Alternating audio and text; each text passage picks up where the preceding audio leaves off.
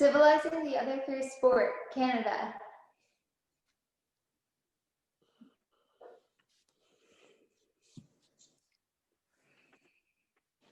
In the late 19th century, there was not much leisure time for sports. However, it was a majority of upper-class white settlers who participated in sports. Local activities would be enjoyed only in segregated social clubs. Examples could be tennis, skating, and ice boating. Sport at this time in Canada greatly reflected things like social hierarchy, class behaviors, and popular patterns of existence. In the 1920s, the norm was for each Canadian city to have 3 professional sports teams: ice hockey, field lacrosse, and baseball. At this point, major sports teams would compete for local fans, allegiance, and attention, taking place in local regional settings. Nationally competitive leagues for city-based teams were growing rapidly following World War II, such as the Canadian Football League. From an early point, it was believed that Canadians were the top-ranking hockey players in the world.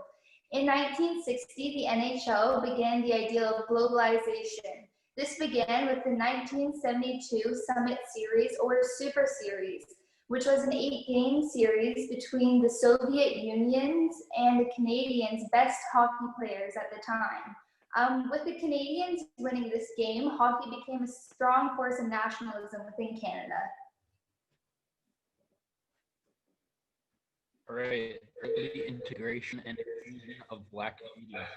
So, the early integration and exclusion of Black Canadians. The Colored Hockey League. It was started in 1895 in Nova Scotia by a group of local black leaders who wanted to encourage black men to come to church by offering them something fun to do as well.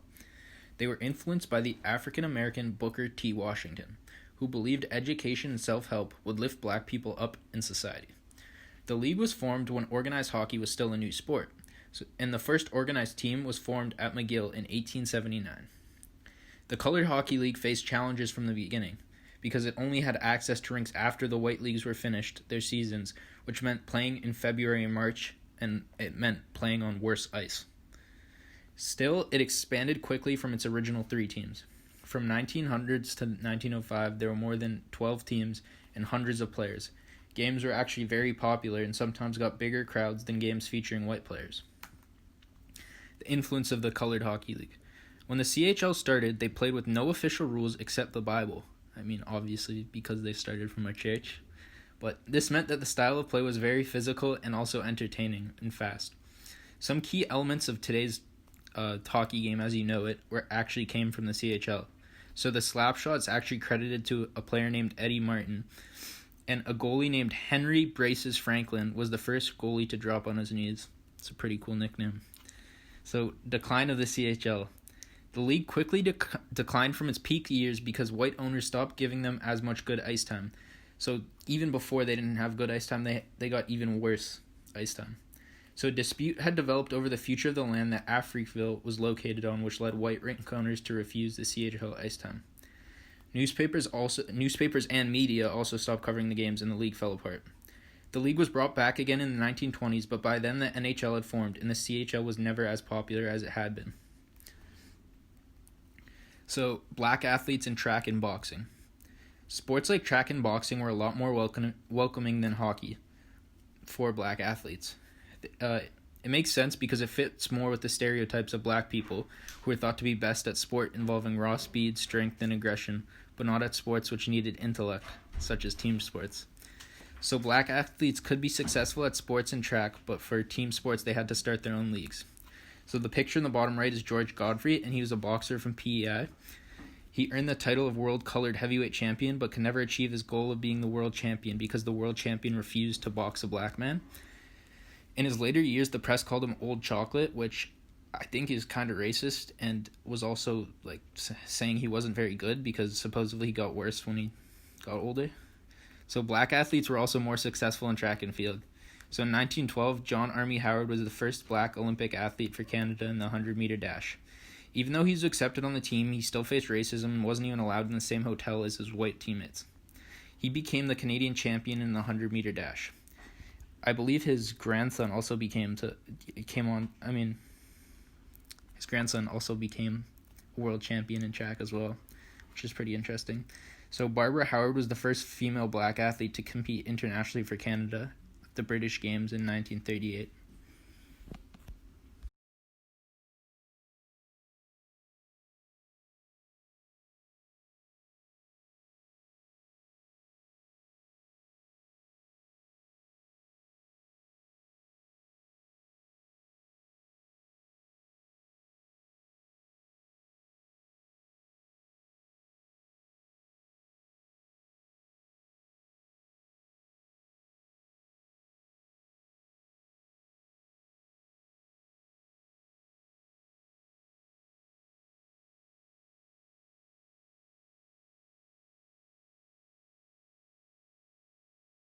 Canada.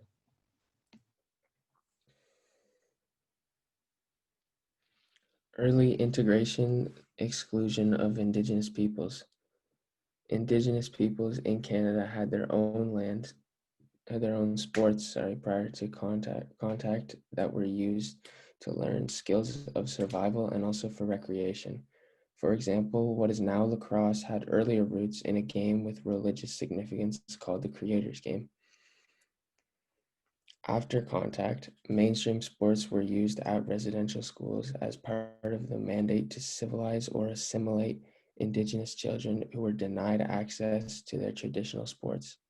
Some residential school survivors stated that the sports helped them survive their experiences, but its intent was to assimilate or to kill the Indian in the child. The Truth and Reconciliation Commission report included 5 recommendations on increasing recognition of the contribution of Indigenous athletes in sport and increasing the access and funding to sports for Indigenous peoples. Many Indigenous athletes still do not have access to many sports because of the location of the reserve communities located far outside of urban life, and many cannot afford the equipment either.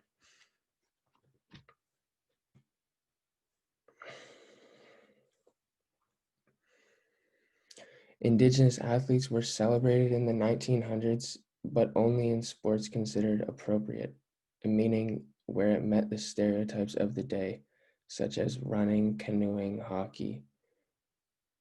For example, Tom Longboat was a famous Onondaga runner from the Six Nations near Brantford, and from 1906 to 1912, he won almost every major race in Canada, the United States, and Europe, and has set a number of world records. But he was described in media reports in racist terms such as redskin and lazy. Other Indigenous athletes in the 1900s include Joseph Benjamin Keeper, Norway House Cree First Nations long distance runner, competed in the 1929 Olympics and won 4th in the 10,000 meter. Kenneth Moore played hockey, won gold in the 1932 Olympics. Fred Saskamoose, Big River First Nation. He was the first First Nation hockey player in the NHL in 1953. Sharon and Shirley Firth, Gwich'in First Nation, they were cross-country skiing, competed in 4 Olympic Games. Reginald Joseph Leach, Barron's First River First Nation hockey, top NHL scorer in the 1970s and early 1980s. Lynn Morris, Mohawk canoe kayak, won gold in the 1984 Olympics. And Winnie Corn Miller, also Mohawk of Kawana. Water polo, gold medal at the 1999 Pan American Games. Racism and integration and exclusion of other immigrants. Tommy Smith and John Carlos, gold and bronze medal winners in the 200-meter race in the 1968 Olympics, were the first to do the clenched fist Black Power salute and were expelled from the games for doing so. Jackie Robinson became the first African American who played in the major leagues in 47.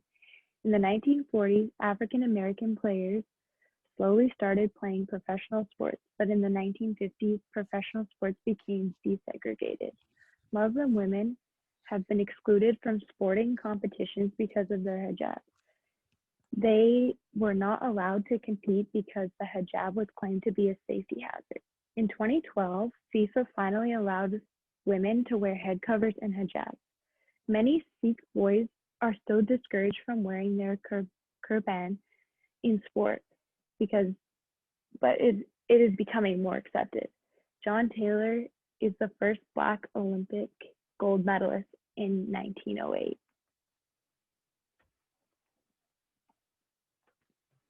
Racial diversity in Canadian sports since 2000. In the year 2000, all levels of Canadian governments recognized the barriers that First Nations face when playing sport. It is much harder for them to get involved. The Canadian sport policy was developed by the government to improve the sports experience of all Canadians. In 2001, Jordan Tutu became the first Inuit athlete to play in the NHL, which was a very big step for First Nations. And Bridget Laquette became the first woman to play on the women's national hockey team in 2016. Since 1995, the Toronto Raptors have had a great impact on Canadians. They have made basketball a very popular sport in Canada, along with being very inclusive and a very positive message for their fans. The two official sports of Canada, however, ice hockey in the winter and lacrosse in the summer, are almost opposite in terms of diversity and inclusiveness. The NHL is constantly called out by former players for not being inclusive. While on the other hand, World Lacrosse is the only international sports organization that allows Native American tribes to compete as sovereign nations, separate from Canada or the US. This can give them a source of pride. They can compete for something that is actually theirs, not a country they are not part of.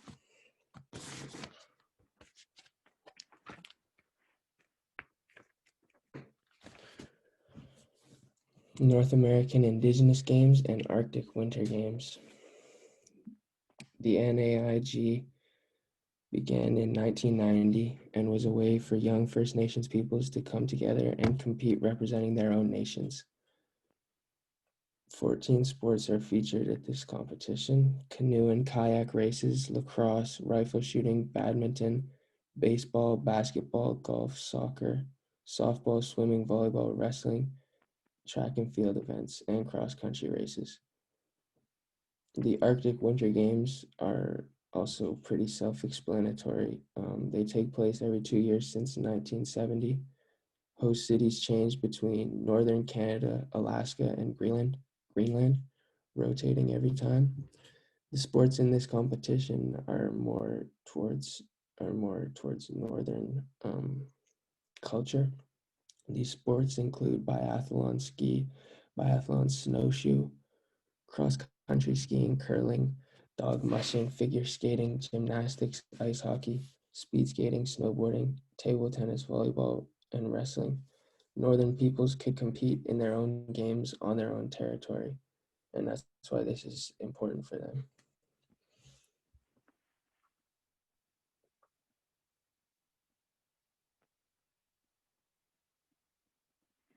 Questions. Why do you think that most Canadians why do you think that most Canadians don't know about the contributions of Indigenous and Black athletes in Canada? What is it about sports that it can be used by one group to dominate another?